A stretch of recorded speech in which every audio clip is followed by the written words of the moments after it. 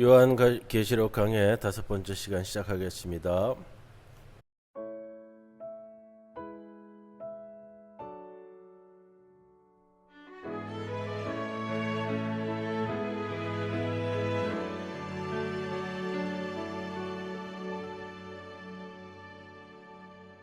내 마음에 주를 향한 사랑이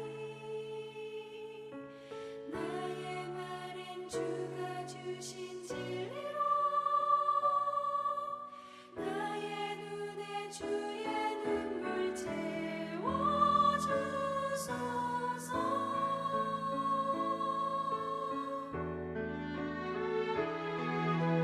내 입술에 찬양의 향기가 두 손에는 주를 날로 섬기니 나의 삶의 주의 흔적 남게 하소서.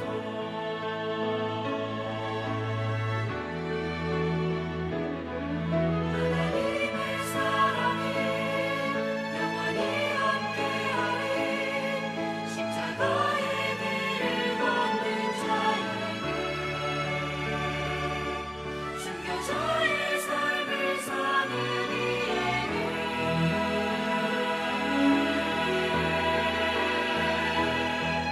조롱하는 소리와 세상 유혹 속에도 주의 순결한 신부가 되리라. 내 생명 주님께 드리리.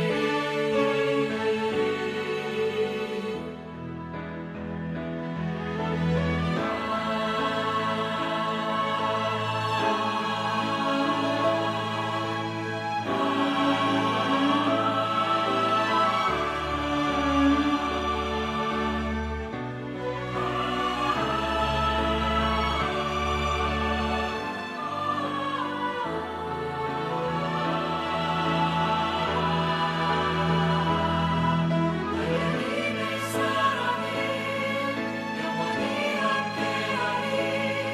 십자가의 길을 걷는 자에게 순교자의 삶을 사는 이에게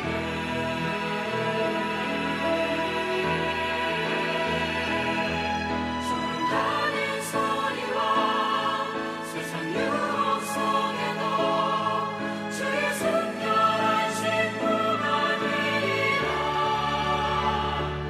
내 생명 주님께 드리리.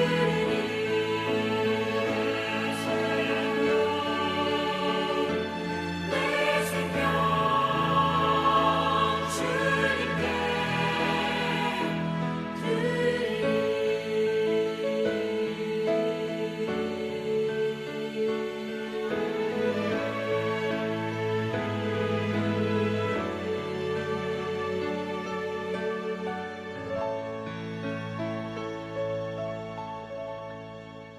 기도드립니다. 주님, 우리로 하여금 인내하게 하옵소서.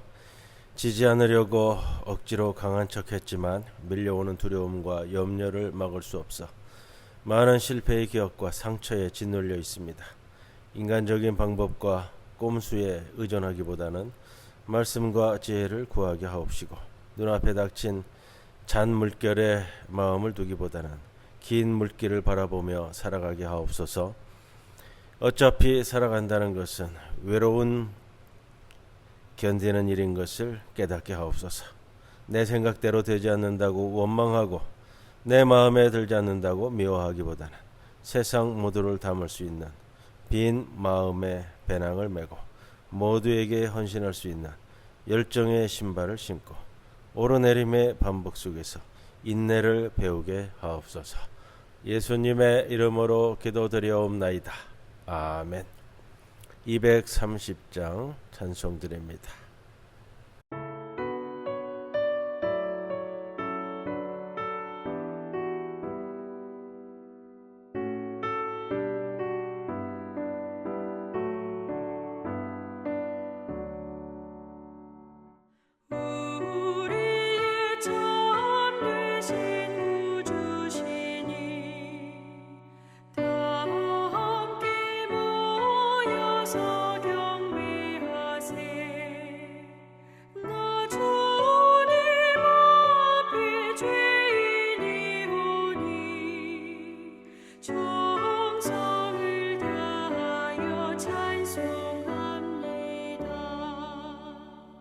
주님의 살과 피 기념하여 생명의 떡과 잔 받아 먹네.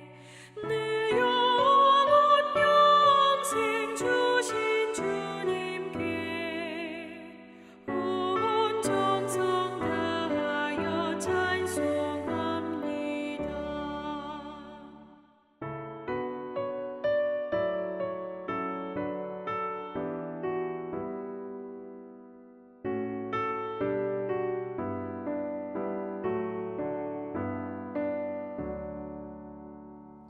주님은 진리의 근원 되사 피 흘려 우리 죄 씻어주고 내 믿음 굳게 하여 주시며 소망과 평화를 얻게 하소서. 사랑의 구주님 은혜로서 우리가 구원을 받았으니 나 주님 모습 보게 하시고 주님의 영광을 찬양합니다. 오늘 본문 말씀 요한계시록 2장 1절에서 7절까지 말씀 봉독하고 말씀 함께 나눕니다. 에베소 교회의 사자에게 편지하라. 오른손에 있는 7뼈를 붙잡고 7 금촛대 사이를 거니시는 이가 이르시되 내가 내 행위와 수고와 내 인내를 알고 또 악한 자들을 용납하지 아니한 것과 자칭 사도라 하되 아닌 자들을 시험하여 그의 거짓된 것을 네가 드러낸 것과 또 내가 참고 내 이름을 위하여 견디고 게으르지 아니한 것을 아노라. 그러나 너를 책망할 것이 있나니 너의 처음 사랑을 버렸느니라. 그러므로 어디서 떨어졌는지를 생각하고 회개하여 처음 행위를 가지라. 만일 그리하지 아니하고 회개하지 아니하면 내가 내게 가서 내 촛대를 그 자리에서 옮기리라. 오직 내게 이것이 있으니 네가 니골라 당의 행위를 미워하는도다. 나도 이것을 미워하노라. 귀 있는 자는 성령이 교회들에게 하시는 말씀을 들을지어다. 이기는 그에게는 내가 하나님의 낙원에 있는 생명나무의 열매를 주어 먹게 하리라. 아멘. 예, 요한계시록 이제 5번째 시간 들어가면서요. 2장 1절에서 7절까지의 말씀 중에 에베소 교회에 전해지는 말씀을 함께 나누는데 이제 7교회의 이야기를 시작을 하면서 우리가 조금 한 번 더 짚고 넘어가야 될 부분들이 있습니다. 우리가 지난 시간에도 함께 말씀을 나눈 것이지만 로마 제국이 제국을 유지하기 위해 중요하게 그 통제하는 미디어가 있다 말씀을 드렸습니다. 로마 제국 전체, 그 다음에 우리가 조금 좁혀서 생각한다면 지금 이 소아시아 대도시들의 사람들에게 영향을 주는 게 있죠. 신전, 운동경기, 기념비, 동상, 축제, 연설, 연극 다 들어가는데 동전까지도요. 동전을 통해 가지고 사람들이 동전을 늘 그 손에 쥐게 되잖아요. 보면서 늘 생각하는 거예요. 이러한 미디어가 로마 제국의 우상 숭배적인 체제를 합법화하고 황제 숭배를 정당화하는 것으로 계속 이제 세뇌되는 거죠. 이런 것들을 우리가 좀 생각하면서 우리가 소아시아의 7교회가 가장 대도시면서 그 중심지였다 이렇게 이야기 드릴 수 있고요. 그러면서 우리가 요한계시록에서 왜 이 7교회가 언급이 되느냐? 요한 사도가 바로 이 7 대도시의 이 7교회를 제국의 미디어 활동에 대립하는 반제국적 대항 미디어로 활용하고 있다, 이해한다 이렇게 말씀을 드릴 수가 있어요.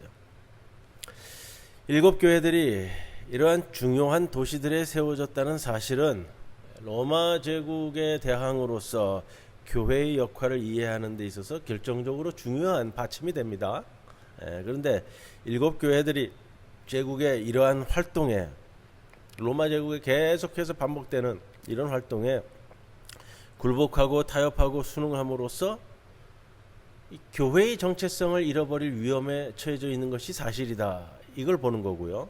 이런 상황에서 요한은 이 요한계시록을 통해서 천상의 예수로부터 네가 보는 것을 두루마리에 써서 에베소, 서모나, 버가모, 두아디라, 사데, 빌라델피아, 라오디게아 등 7교회에 보내라고 명령을 받았습니다. 그 교회를 제 몫을 다하게 하기 위한 겁니다. 여러분, 요한계시록에 이 7이라는 숫자가 나왔을 때 그냥 정말로 물리적으로 이 7교회만을 이야기한다 이렇게 생각하면은 우리가 성경 이해에 있어서 이게 100%로 다가가지 못하는 거고요. 7이라는 숫자 자체가 이 충만함과 완전함을 나타내는데 단순히 이 7교회뿐만이 아니라 7교회뿐만 아니라 소아시아 전체의 교회에 동일하게 말씀을 주고 있다. 이렇게 좀 말씀을 좀 드리고 싶어요. 그리고 에베소 교회다 그래도 에베소 교회가 이게 하나가 아니고요. 하나의 교회가 아니라 50명, 60명 단위의 여러 개의 교회가 같이 있다 이렇게 생각을 하고 편지를 받았을 때는 회람을 한다고 했을 때 에베소 교회에 에베소 지역에 있는 모든 교회들이 함께 회람을 했을 것이다 이렇게 이제 살펴볼 수 있는 거예요. 7교회가 당면한 현실은 그겁니다. 종교적 측면에서 황제 숭배를 강요하는 그 우상 숭배 이것뿐만 아니라 정치적으로, 경제적으로, 사회적 측면에서 경험하고 있는 이 식민지 지역의 이 불이하, 차별, 억압, 착취, 폭력 이걸 다 이야기하는 거고요. 그래서 천상에 계시는 예수께서 자꾸 천상의 예수 그러니까 좀 멀리 느껴지는데 그런 개념이 아니고요. 다시 설명을 드릴 겁니다. 이 7교회들이 이런 현실에서 로마 제국이 이 미디어를 동원해서 계속 압박을 가하고 있는 이런 문화 현상에 대해서 어떻게 대처하는가에 따라서 교회들을 개별적으로 격려하기도 하고 또 칭찬하기도 하고 책망하기도 하면서 계속해서 교회의 갱신을 독려하는 것이다. 각 교회에 보내는 글귀의 맨 마지막은 다 요거로 마침이 되어져 있어요. 오늘 7절에도 이 말씀인데 귀 있는 자는 성령이 교회들에게 하시는 말씀을 들을지어다. 동일하게 반복이 된다고요. 그래서 에베소 교회에게만 하는 말씀이기도 하지만 에베소 교회뿐만 아니라 오늘 이 말씀은 7교회 모두에게 해당되는 말씀이기도 하다. 우리가 이렇게 대전제를 놓고 말씀을 봐야 그것이 오늘날 우리 교회에게도 해당이 되어진다. 이걸 볼 수가 있습니다. 요한계시록이 제작된 시기, 저술된 시기는 기원 후 95년경으로 말씀을 드렸습니다. 당시는 도미티안 황제가 로마 제국을 다스리던 황제로서 재위하던 시기인데 도미티아누스 황제가 불리던 이름이 있어요. 그 도미티아누스 황제가 로마 제국을 통틀어서 불리우던 이름이 뭐냐면 주님이라고 불렸고 도미티아누스 황제가 하나님이라고 불렸어요. 이게 자기 공식 호칭이에요. 로마 제국 내에 공문서에서도 이 단어가 쓰인다고요. 그래서 로마 제국의 사람들은 도미티아누스 황제를 가리켜서 이렇게 부르면서 시작을 했습니다. 우리의 주님과 하나님이 되시는 도미티아누스 황제요. 로마의 시인들도 도미티아누스 황제를 이 표현을 쓰고 있는데 이게 성경에서 반복이 되는 표현이거든요. 주님들의 주님, 높은 자들 중에 높은 자, 땅의 주님, 모든 사물의 신이시고 새벽불보다 더 빛나는 분. 이게 로마 제국의 시인들이 도미티아누스 황제를 부르는 이 칭송의 표현이란 말이에요. 그리고 오늘 이 에베소 소아시아 지역의 대표적인 대도시 중에 하나인데 여기에 황제를 위한 신전이 세워졌습니다. 황제 숭배는 꼭 로마 제국의 제국민으로서의 충성을 나타내는 증명으로 간주되기도 했고 또 이 황제 숭배를 거부한다면 그리스도인들은 박해를 당했습니다. 로마 제국은 바로 이러한 앞에서 말씀드린 그런 미디어 활동을 통해서 로마 제국주의 지배와 황제 숭배를 계속해서 정당화해 갔습니다. 곳곳에 지어지는 신전. 그렇잖아요. 지금 고대 사회인데 고대 사회 2000년 전 고대 사회에서 이런 거대한 신전이 딱 세워진다. 그것만으로도 사람들의 모든 심령을 움직이게 하는 역할을 한단 말이에요. 이야, 이러한 거대한 신전을 지을 수 있고 이 신전을 다스리시는 분, 그분이 곧 이 세상의 주인 아니시냐, 이런 마음을 갖게 된다고요. 곳곳에 세워지는 기념비, 동상, 또 축제가 열릴 때만 반복해서 황제를 이렇게 칭송하는 노래가 불려주고요.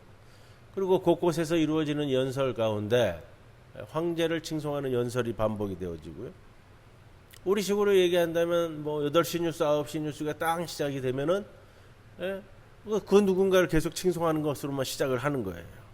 이것이 반복이 되면 우리가 소위 이때 이야기하는 이제 올림픽뿐만이 아니라 올림픽과 비슷한 경기가 대도시마다 있었던 것으로 이야기되어지는데, 이것이 있을 때마다 각 지역에서 로마 황제를 칭송하는 것으로 시작을 하고요. 마칠 때도 칭송하는 것으로 끝나는데, 사람들이 날마다 이러한 미디어를 접하면서 로마 제국의 힘과 위용에 압도되는 거예요.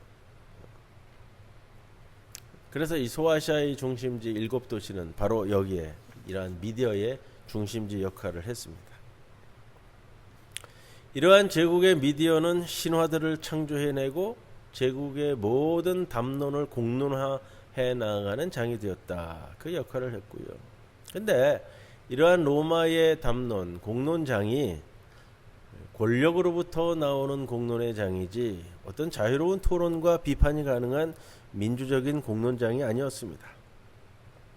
오로지 로마의 평화라는 이념을 강요하면서 백성들에게는 복종과 충성을 강조하는 제국의 담론을 정당화해 나가는 역할을 했습니다.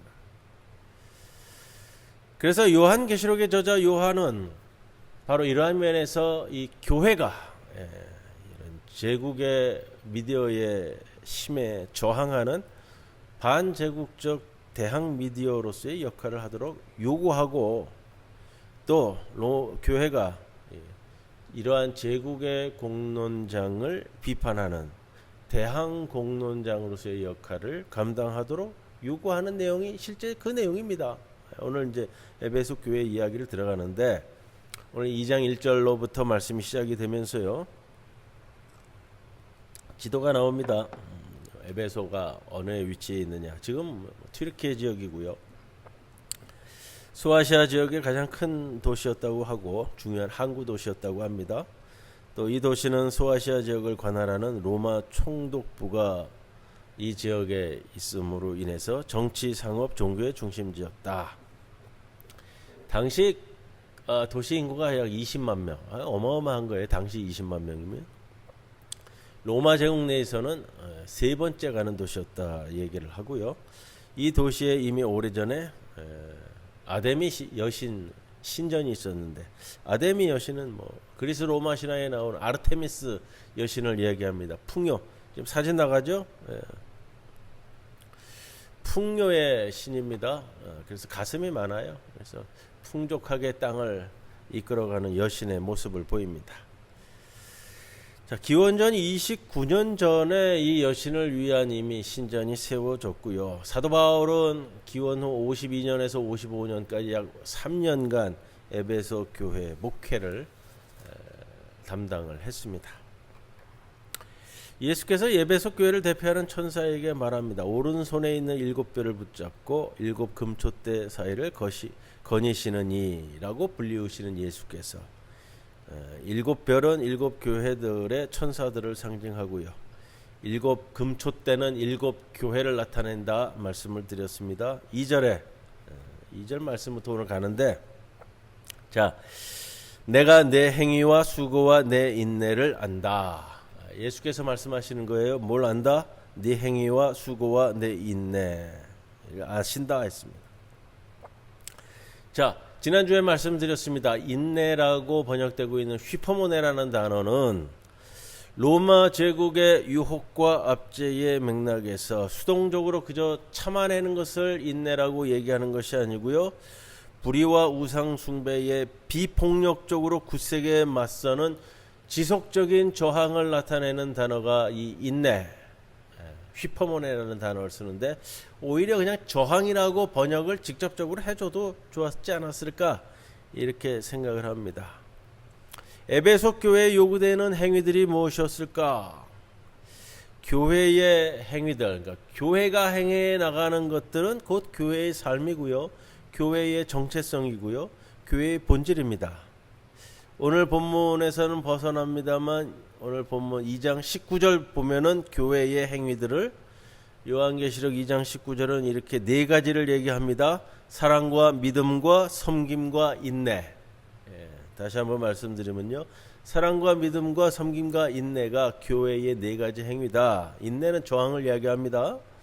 그러므로 교회의 본질을 구성하는 이 네 가지 행위들을 실천하지 않는 교회는 온전한 교회라고 할 수가 없고 결함이 있는 교회입니다.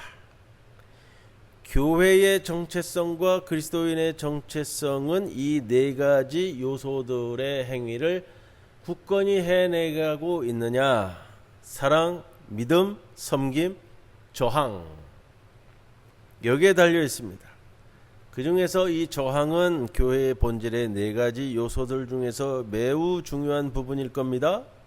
그래서 에베소 교회의 수고라는 말과 함께 인내라는 말이 첨가된 이유는 에베소 교회가 무엇보다도 저항의 차원에 있어서는 굉장히 적극적이었다, 이렇게 생각이 되어집니다. 내가 참고 내 이름을 위하여 견디고 게으르지 아니한 것을 아노니라고 에베소 교회를 칭찬합니다. 이것은 로마 제국의 우상 숭배적인 문화와 유혹과 압제에 대한 에베소 교회의 끈질긴 저항의 동기가 교회 구성원들의 개인적인 이익을 아니라 예수를 위해 이루어진 것이었다라는 것을 명백하게 보여줍니다. 그런데 에베소 교회는 교회의 삶과 본질을 구성하는 사랑과 믿음과 섬김과 저항이라는 네 가지 요소들 중에서 저항이라는 면에서는 굉장히 충실했지만 유감스럽게도 사랑이라는 차원에서는 매우 부실했다. 아가페라는 단어를 그냥 씁니다. 사랑은 교회의 삶과 교회의 본질에 있어서 이 본질적이면서도 중요한 요소이고 차원입니다. 우리가 그거는 부정할 수 없죠. 그리스어 아가페라는 단어는 교회 성도들이 서로 나누는 형제자매적인 연대성을 지닌 사랑을 의미합니다. 그런데 예수는 에베소 교회가 처음에 가졌던 이러한 연대성을 지닌 처음 사랑을 이제는 상실해버렸다라고 질책합니다. 에베소 교회는 아마도 공동체 내부에서 활동하는 니골라당에 속한 사람들과 자칭 사도라고 칭하는 자들의 영향 때문에 이런 성도들의 연대가 깨어지고 처음 사랑을 상실했을 것으로 보입니다. 예수님은 상실해버린 처음 사랑을 다시 회복할 수 있도록 에베소 교회에 오늘 권면합니다. 그것은 어디서 잘못이 발생했는지를 기억하고 잘못된 형태를 바로잡기 위해 회개하고 서로 연대하는 형제자매적인 사랑을 다시 행하라는 것입니다. 이게 5절 말씀인데, 자 보십시오. 5절. 그러므로 어디서 떨어졌는지를 생각하고 기억해내라 이거예요. 이 사랑을 실천하는 것이 어디서 떨어졌는지를 기억해내라. 왜냐하면 기억이라는 것은 잘못된 관계를 다시금 회복할 수 있는 강력한 바탕이 되기 때문에 그랬습니다. 회개하여, 회개는 자신의 삶을 철저하게 성찰하고 지금의 자리에서 방향을 바꾸는 것이죠. 처음 행위를 가지라. 그런데 만일 에베소 교회가 회개하지 않는다면 예수님은 자신이 지금 현재의 시간에 그 교회에 직접 가서 촛대를 그 자리에서 옮길 것이라고 경고합니다. 사랑이라는 교회의 본질을 상실해 버린 것에 대한 징계입니다. 자, 예수께서는 에베소 교회가 악한 자들에게 협력하지 않은 것과 자칭 사도들의 거짓을 규명한 것과 교회의 일에 게으르지 아니한 것과 니골라당의 미혹적인 행위들을 거부한 것을 칭찬하고 있습니다. 2절에 나오는 또 악한 자들을 용납하지 아니했다. 악한 자들은 누굴까? 여기서 악한 자들이 누굴까라는 거예요. 성서 본문에서 표현하는 이 개념과 뜻과 그 지칭하는 것을 정확히 파악을 하지 않으면요, 너무 우리가 추상적인 것들만을 생각하게 된단 말이에요. 악한 자들, 그러니까 뭐 도둑질하는 자들, 뭐하는 자들, 뭐 이렇게 추상적으로 넓게 생각하는 것도 의미가 있지만, 이 성서 본문이 이야기하고 있는 이 역사적인 배경도 이해하면서 바라봤을 때 그것을 통해서 지금 2000년대를 살아가는 우리의 삶을 살펴볼 수 있단 말이에요. 악한 자들은 누구냐? 약자들을 억압하고 착취하는 로마 제국주의자들, 또한 그들과 연대하는 토착 지배계층들, 교회 내에도 다 섞여 있는 거예요. 뭐 교회에는 뭐 착한 사람들만 있고 이것이 아니고요. 교회에도 권력자들도 있고 누구도 있고 다 섞여져 있는 거예요. 그런데 이제 악한 자들이라고 들어와 있어가지고, 자, 교회 구성원들이 신앙의 힘을 통해서 이런 지배계층, 지배계층이 들어와 있으면은 벌어지는 뭐 아주 뭐 기본적인 일인 거예요. 뭐냐면 우리가 로마 제국 내에 있는 교회 아니냐? 그러면 로마 제국의 국가에 충성을 하고 국가가 이루고자 하는 일에도 협조하고 뭐 지역 사회에도 협조하고 뭐 이러기 위해서는 뭐 이런 일도 벌일 수도 있고 저런 일도 벌일 수도 있다. 우리나라에서 뭐 황제를 숭배하지 않느냐? 그럼 거기도 참석하고 뭐 이런 식으로 간다라는 거예요. 이게 이제 악한 자들이라는 표현인데, 여기서 자, 에베소 교회의 구성원들의 신앙의 힘을 빌어서 이런 악한 자들과의 연대를 거부할 수 있다. 아닌 건 아니다라고 얘기할 수 있다라는 거예요. 자칭 사도들은 누구일까? 뭐 가칭 뭐 거짓 선지자들을 소아시아 지역을 이렇게 유랑하면서 설교하고 돈 받고 뭐 이런 순회 설교자들 뭐 이렇게 얘기되어지는데, 전하는 복음이 왜곡됐고 또 뭐 경제적인 이 요구를 통해서 성도들에게 좀 피해를 주었습니다.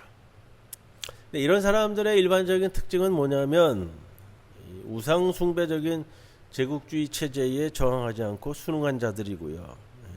기존의 체제를 지지하고 타협하고 어느 정도에서 이렇게 맞춰가서 살아야 되지 않느냐라고 이야기되어졌던 것 같아요. 그래야지 뭐 어느 지역을 다니든지 간에 뭐 소위 말하는 뭐 올바른 표현은 아닌데 온유하다고 여겨져서 여기저기에서 받아들여질 수 있는 사람들이기 때문에 그렇습니다. 예수님이 미워하고 에베소 교회 역시 미워한 니골라당에 대한 이야기가 나오는데, 니골라당의 행위는 무엇일까? 니골라당은 뭐 오늘 에베소 교회에도 등장하지만요, 2장 15절에 다음 주에 나눌 말씀이 되겠지만 버가모 교회에도 니골라당 이야기가 나오는데, 조금 구분해서 가야 될 필요는 있을 것 같아요. 니골라당이 누구냐? 사도행전 6장 5절에 보면 니골라라는 7 집사 중에 한 사람의 이름이 등장을 합니다. 그래서 이 니골라는 본래 그리스 사람이었는데 유대교 신앙을 가졌다가 그리스도교 신앙으로 입교해서 개종해서 그리스도인이 되었고, 그중 7 집사 중에 한 사람이 된 사람입니다. 이런 근거 때문에요, 2세기 교회 지도자들에 의한 편지의 내용을 보면 이 니골라를 요한계시록의 니골라당의 선조로 이야기하는데 그런 것 같지는 않아요. 그건 맞는 것 같지는 않습니다. 2세기 교회 지도자들, 교부들인데 니골라 집사의 행실을 부정적으로 이야기하지만 사실 성경에서 니골라의 행위에 대해서는 뭐 긍정적인 면도 부정적인 면도 그렇게 나오지 않습니다. 차라리 일곱 집사의 역할을 감당했던 것으로 본다면 긍정적인 모습으로 볼 수가 있지, 부정적인 뭐 이런 모습이 보인다 이런 내용은 없고요. 그래서 좀 구분되어져야 되는 표현이고, 니골라라는 것은 이제 이름인데 그 이름이 가지고 있는 뜻, 일곱 집사 중에 한 사람인 니골라는 그 사람의 이름이 그냥 니골라이고, 여기 에베소 교회의 니골라 당이라고 얘기하는 것은 니골라라는 이름을 가진 부류의 사람들을 이야기하는데, 그 이름의 뜻으로만 우리가 유추할 수 있을 것 같아요. 이런 겁니다. 니골라는 니코스라는 승리, 그 다음에 라오스라는 사람들의 무리, 요 두 단어가 합쳐진 표현이거든요. 니콜라스 이렇게 되는데, 니코스라는 건 뭐냐면 우리가 그 뭐 스포츠 용품 중에 나이키가 있습니다. 나이키, 승리의 여신인데 그 승리자, 승리하다라는 뜻이에요. 니코스라는 게 나이키를 이야기합니다. 자, 그러면 승리의 사람들을 의미하는 것이 니골라 당인데, 어디에 승리한 사람이냐가 중요한 거예요. 승리한 사람들, 니골라 당이라는 이름은 승리한 사람들인데 어디에 승리했느냐? 부와 지위에 승리한 사람들이다, 이겁니다. 그래서 니골라 당이라는 표현은 뭐냐면 성공에 승리한 사람들, 부와 재화와 지위에 성공한 승리의 사람들인데, 어떻게 승리했냐? 로마 제국주의가 지배하는 우상 숭배적인 체제에 순응하고 타협해서 사회에서 거기에 합당한 부와 지위를 누리는 사람들, 이 사람들을 니골라 당이라고 이야기합니다. 아마도 이들은 사회와의 교제, 연대를 위해서 신전에서 개최되는 당시에 뭐 상인조합이라든지 뭐 모임이라든지 교제를 위해서 연례회의, 친목회 다 함께 신전 식당에서, 뭐 마태복음에도 나옵니다만 우상의 제물을 다 함께 그냥 즐겁게 즐기는 사람들. 왜? 부와 지위를 유지하기 위해서는. 그 우상 숭배적 문화에 그냥 동화돼서 같이, 이것이 친교고 이것이 교제고, 그러면서 이제 교회로 돌아와서는 다 교회를 위한 것이다. 뭐 사회라는 것이 그런 것이 아니냐. 신앙은 신앙이고 사회는 사회고. 요한계시록 저자는 우상의 제물 먹는 것을 신앙 고백의 상태에서는 반대했습니다. 이건 교회를 지키기 위한 것인데, 니골라 당에 속한 사람들은 뭐 이것도 좋고 저것도 좋고, 뭐 신앙적으로는 교회에다가 한 발을 들여놓고, 또 심령적으로는 사회 뭐 우상 숭배나 우상 신전에서 모이는 거나 뭐 다 그냥 또 발을 들여놓고 그렇게 저렇게 살던 사람들. 그러다 보니까 뭐 이루어지는 건 그거죠. 로마 제국주의와 황제에 대한 예배도 비판하지 않고 그냥 묵인하고, 그것도 할 수 있고 이것도 할 수 있고 이렇게 사는 사람들이란 얘기예요.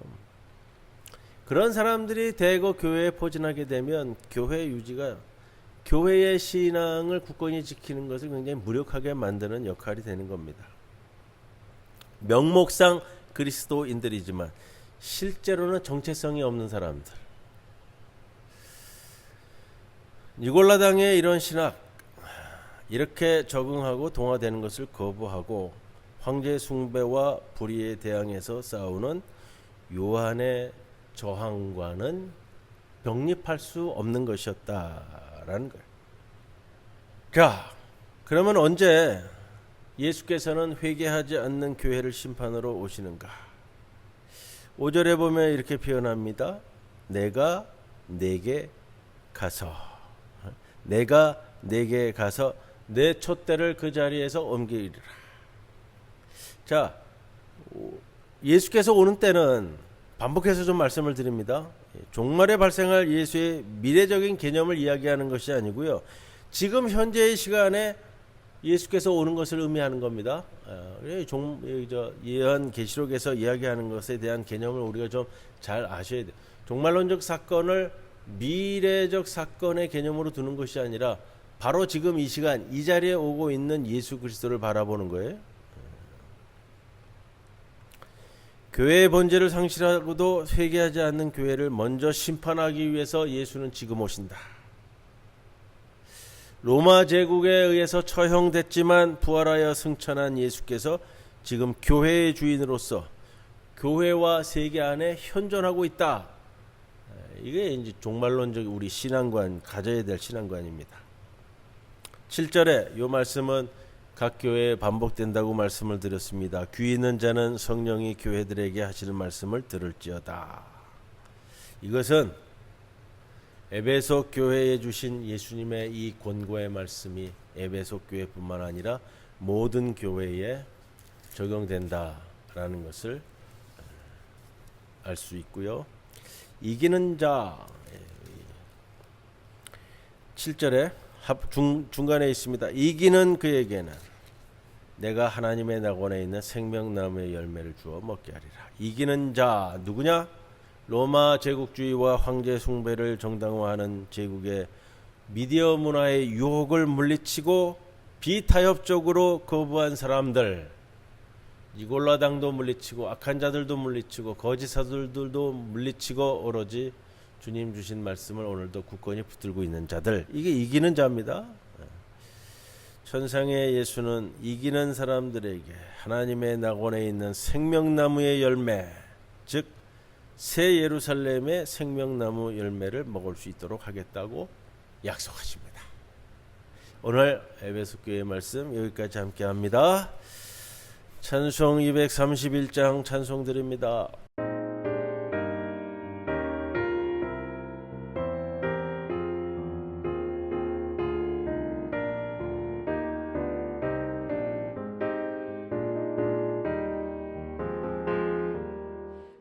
우리 다 같이 무릎 꿇고서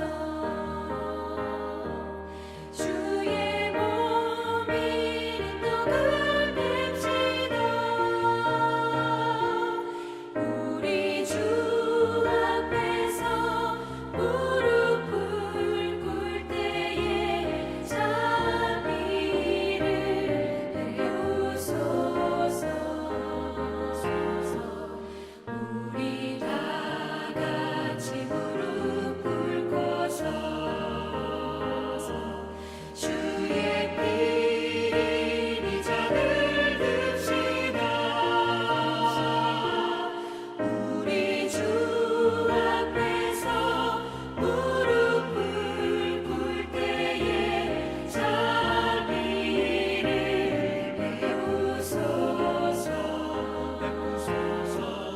우리 다 같이 무릎 꿇고서 우리 하나님 찬양 드리세. 우리 주 앞에서 무릎을 꿇을 때에 자비를 베푸소서.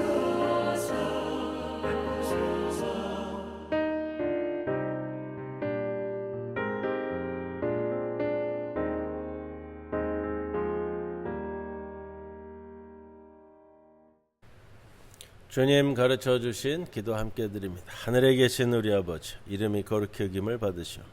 나라의 마옵시며 뜻이 하늘에서 이루어진 것 같이 땅에서도 이루어지이다. 오늘 우리에게 일용할 양식을 주시옵고 우리가 우리에게 죄진 자를 사하여 준 것 같이 우리 죄를 사하여 주시옵고 우리를 시험에 들게 하지 마시옵고 다만 악에서 구하옵소서. 되게 나라와 권세와 영광 아버지께 영원히 있사옵나이다. 아멘.